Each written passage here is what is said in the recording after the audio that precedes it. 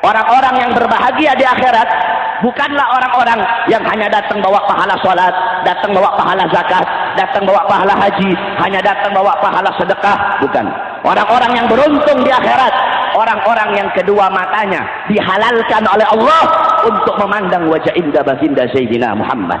Orang-orang yang berbahagia di akhirat, orang-orang yang hidungnya dihalalkan oleh Allah untuk mencium wanginya jasad baginda Nabi besar Muhammad. Kelak di akhirat, saya dan kalian, kita tidak bisa berkumpul dengan Nabi, tidak bisa memandang wajahnya Nabi, tidak bisa mencium wanginya jasad Nabi kalau di dunia kita jauh dari majlis-majlis Nabi Muhammad. Saudara-saudara, kadar kedekatan kamu dengan Nabi, jarak jauh atau dekatnya kamu dengan Nabi di akhirat, itu menurut kadar kedekatan kamu di dunia dari majlis-majlis seperti ini. Kalau di dunia kamu dekat dengan majlis ilmu, dekat dengan majlis zikir, dekat dengan ulama, dekat dengan pewaris Nabi, dekat dengan penyambung lidah Nabi, dekat dengan penerus perjuangan Nabi, tidak diragukan di akhirat kamu pun akan dekat dengan Nabi Muhammad. Tapi kalau di dunia kamu jauh dari ulama, jauh dari kiai, jauh dari habaib, jauh dari masjid, jauh dari Al-Quran, jauh dari sunnah, jauh dari syariat, engkau jauh dari ajarannya Nabi, engkau jauh dari majlis-majlisnya Nabi, tidak diragukan di akhirat kamu pun akan jauh dari Nabi Muhammad sallallahu alaihi wasallam. Kenapa? Karena majlis-majlis seperti ini, inilah warisan Nabi Muhammad. Nabi tidak mewarisi harta, tidak mewarisi pangkat, tidak mewarisi jabatan, tidak mewarisi tahta, kekuasaan, emas, permata. Bukan itu warisannya Nabi. Warisannya Nabi ilmu, amal, akhlak, wara, khauf, ikhlas, sabar, taqwa, istiqamah, zuhud, ibadah, qanaah, khasyah dan lain-lainnya. Ini warisan Nabi Muhammad.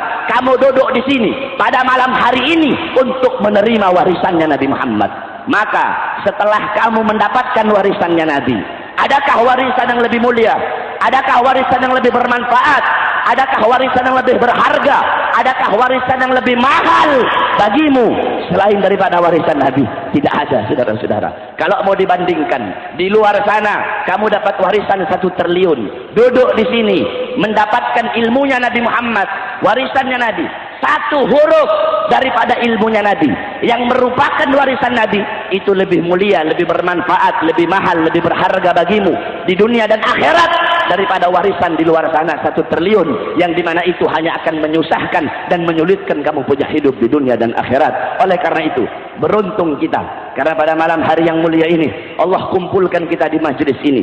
Di saat hamba-hamba yang lain di luar sana sibuk bermaksiat, melakukan hal-hal mungkarat, walalat, sayiat, mukhalafat, kamu duduk di sini mensibukkan kamu punya hati untuk berzikir kepada Allah. Di saat orang-orang yang lain, hamba-hamba yang lain di luar sana membasahi mereka punya lidah dengan berdusta, dengan berbohong, dengan mencaci maki, dengan namimah, dengan ghibah, dengan fitnah, kamu duduk di sini, kamu punya lidah basah dengan ayat Al-Quran, basah dengan tahlil, tahmid, tasbih, takbir, tamjid, basah dengan bersalawat kepada baginda Nabi besar Muhammad sallallahu alaihi wasallam.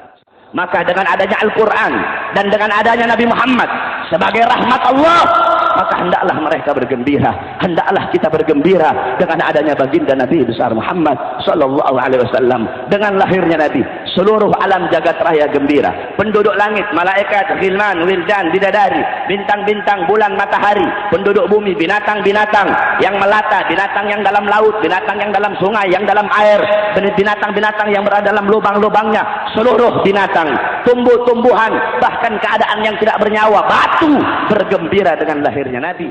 Dalam riwayat diceritakan bahwasanya Sayyidina Abbas bin Abdul Muttalib, pamannya Nabi Muhammad, di dalam mimpinya beliau berjumpa dengan Abu Lahab. Abu Lahab sedang diazab, disiksa oleh Allah di dalam neraka. Setiap hari Senin Allah ringankan azab dan siksanya. Dari selah-selah jarinya keluar air sehingga dia bisa minum dari air tersebut. Kemudian Sayyidina Abbas nanya, wahai Abu Lahab, kenapa setiap hari Senin Allah ringankan azab dan siksamu? Kenapa tidak di hari-hari yang lain? Abu Lahab berkata, karena aku pernah bergembira dengan lahirnya Muhammad. Ketika Muhammad lahir, aku punya budak Suwaibah datang membawakan kabar, wahai Abu Lahab, kamu punya ponakan telah lahir. Ketika mendengar kabar gembira itu, aku pun membebaskan Suwaibah. Saudara-saudara, adatnya orang Arab, adat istiadatnya orang Arab itu, kebiasaannya orang Arab, kalau ada yang datang bawa kabar gembira, maka mereka akan memuliakan orang yang bawa kabar tersebut. Suwaibah datang bawa kabar gembira. Maka Abu Lahab memerdekakan dia sebagai tanda untuk memuliakannya. Maka kata Abu Lahab, karena aku memerdekakan Suwaibah, karena kegembiraanku yang sesaat dengan lahirnya Muhammad, karena inilah setiap hari Senin Allah ringankan azab dan siksa aku. Itu Abu Lahab yang tidak beriman kepada Nabi. Itu Abu Lahab yang mencaci maki Nabi. Itu Abu Lahab yang mencaci maki Nabi, yang memusuhi Nabi, yang memerangi Nabi, yang pernah mencoba untuk membunuh Nabi, yang tidak beriman kepada Nabi. Karena pernah bergembira dengan lahirnya Nabi, Allah ringankan azab dan siksanya. Bagaimana dengan kita, umatnya Nabi, yang cinta kepada Nabi, yang beriman kepada Nabi? Kalau kita bergembira seumur hidupnya kita dengan lahirnya baginda Nabi besar Muhammad sallallahu alaihi wasallam. Yang ketiga, di hari lahirnya Nabi. Di hari lahirnya Nabi, maka yang dinamakan amal fil, wa sumya amal wiladati amal fil, anna malikal habasyah, dinamakan tahun kelahiran Nabi tahun gajah. Karena Raja Habasyah itu mengutus tentara-tentara gajah. Wa kana fi filun adim li hadmil Ka'bah fa ahlaqallahu al-jaysh. Allah hancurkan tentara gajah. Mereka datang untuk datang ke Makkah untuk menghancurkan Ka'bah. Mereka datang bawa pasukan gajah untuk menghancurkan Ka'bah. Kemudian Allah hancurkan itu tentara gajah. Allah utus burung ababil, bawa batu dari neraka Sijil. Satu ekor burung bawa 3 buah batu. Satu batu ditaruh di mulutnya, satu batu di kaki kanannya, satu batu di kaki kirinya. Itu burung lempar itu batu, jatuh di atas kepala tentara gajah, tembus sampai ke kaki. Allah hancurkan tentara gajah di hari lahirnya Nabi. Kenapa? Untuk memuliakan dan mengagungkan kelahiran baginda Nabi besar Muhammad. Di hari lahirnya Nabi, istana Romawi roboh. Siapa yang robohkan? Allah. Kenapa Allah robohkan di hari lahirnya Nabi? Padahal tidak mustahil. Kalau Allah merobohkan sebelum Nabi lahir, bisa. Sesudah Nabi lahir, bisa. Tapi kenapa Allah robohkan di hari lahirnya Nabi? Ikraman, untuk memuliakan hari kelahiran baginda Nabi besar Muhammad. Siapa yang memadamkan api Majusi? Api Majusi yang selama ribuan tahun tidak pernah padam, dipadamkan oleh Allah di hari lahirnya Nabi. Kenapa? Untuk memuliakan dan mengagungkan kelahiran Nabi Muhammad. Di hari lahirnya Nabi Muhammad SAW, sumur-sumur, sungai-sungai yang kering mengalirkan air. Sumur yang kering menyemburkan air. Sungai yang kering menyemburkan air. Kenapa di hari lahirnya Nabi? Siapa yang menyemburkan air? Allah. Kenapa di hari lahirnya Nabi? Untuk memuliakan kelahiran baginda Nabi besar Muhammad. Pohon-pohon yang kering, pohon-pohon yang mati, di hari lahirnya Nabi menumbuhkan daun, menumbuhkan buah. Di hari lahirnya Nabi, siapa yang menumbuhkan? Allah. Kenapa di hari lahirnya Nabi? Untuk memuliakan dan mengagungkan kelahiran baginda Nabi besar Muhammad. Di hari lahirnya Nabi, itu langit Allah suruh malaikat jaga, bawa panah yang terbuat dari api. Kenapa dijaga oleh malaikat? Karena sebelum Nabi Muhammad lahir, itu jin-jin kafir, mereka naik ke langit untuk mencuri berita gaib, dikasih tuh sama dukun-dukun, sama kahin. Malaikat jin-jin kafir pergi ke langit, dia curi berita gaib, dia kasih ke jin-jin kafir. Apa jin kafir kasih? Ke dukun-dukun. Makanya orang-orang sekarang ini kebalik.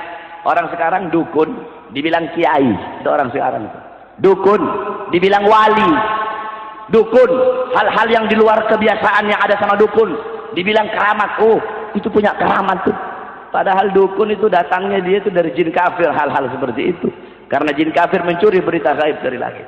Tetapi di hari lahirnya Nabi, Allah suruh malaikat jaga itu pintu langit dengan panah yang terbuat dari api, sehingga kalau ada jin mau curi berita gaib, dipanah sehingga terbakar. Kenapa? Di hari lahirnya Nabi, untuk memuliakan hari kelahiran Nabi Muhammad. Di hari lahirnya Nabi, Allah perintahkan, Allah utus 4 arwah wanita mulia. Sayyidatuna Hawa, Sayyidatuna Sarah, Sayyidatuna Asya, Sayyidatuna Maryam. Sayyidatuna Hawa, ibunya manusia. Sayyidatuna Asya, istrinya Fir'aun. Sayyidatuna Sarah, istri Nabi Allah Ibrahim. Sayyidatuna Maryam, ibunda Nabi Allah Isa. 4 arwah wanita mulia ini diperintahkan oleh Allah untuk menemani Sayyidatuna Aminah. Ketika ini 4 wanita mulia datang, mereka berkata, wahai Aminah, kamu wanita paling beruntung di langit dan paling beruntung di bumi. Karena dari rahimmulah Allah pilih kamu yang melahirkan makhluk paling mulia. Siapa yang utus 4 wanita mulia itu? Allah. Untuk apa? Untuk memuliakan kelahiran baginda Nabi besar Muhammad. Saudara-saudara, Allah saja memuliakan kelahiran Nabi. Allah saja mengagungkan kelahiran Nabi. Kita siapa kok tidak mau memuliakan dan mengagungkan kelahiran Nabi Muhammad sallallahu alaihi wasallam? Oleh karena itu, kamu duduk di sini membaca maulidnya Nabi, merayakan maulidnya Nabi, diceritakan sejarahnya Nabi, agar kamu bisa mengambil iktibar, agar kamu bisa mengambil ibrah, agar kamu bisa mengambil intifa dari kisah hidupnya Nabi. Bagaimana ilmunya Nabi, amalnya Nabi, waraknya Nabi, akhlaknya Nabi, budi pekertinya Nabi, amar ma'ruf nahi mungkarnya Nabi. Maka kamu jadikan Nabi Muhammad sebagai kamu punya uswah, sebagai kamu punya qudwah. Jadikan Nabi sebagai teladanmu, sebagai pedomanmu, sebagai idolamu. Ikuti Nabi Muhammad SAW. Kamu bawa akhlaknya Nabi, adabnya Nabi dalam rumah tangga kamu. Jadikan rumah tangga kamu rumah tangganya Nabi Muhammad. Jadikan kamu punya kampung, kampungnya Nabi Muhammad. Jadikan kamu punya kota, kotanya baginda Nabi besar Muhammad. Jangan kamu jauh-jauh dari akhlaknya Nabi. Jangan kamu jauh dari ajaran Nabi Muhammad SAW. Beruntung kamu menjadi umat Nabi Muhammad, umat yang dicintai oleh Nabi. Nabi Muhammad mencintai kalian luar biasa.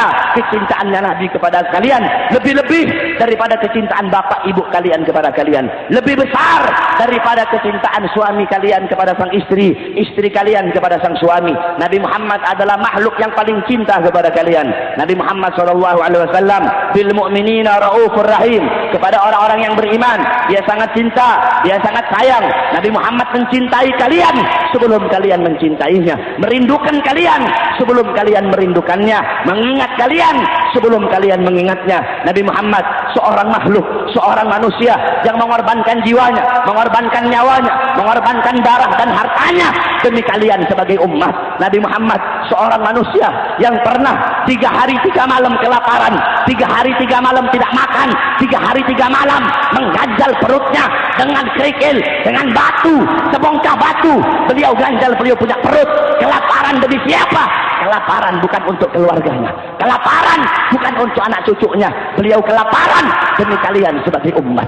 Beliau seorang manusia yang pipinya tertusuk duri sampai tembus ke sebelah demi kalian sebagai umat. Beliau seorang manusia yang gigi-gigi gerahamnya itu patah, gigi gerahamnya rontok demi kalian sebagai umat. Uwais Al-Qarni seorang tabi'in. Kenapa Uwais tabi'in?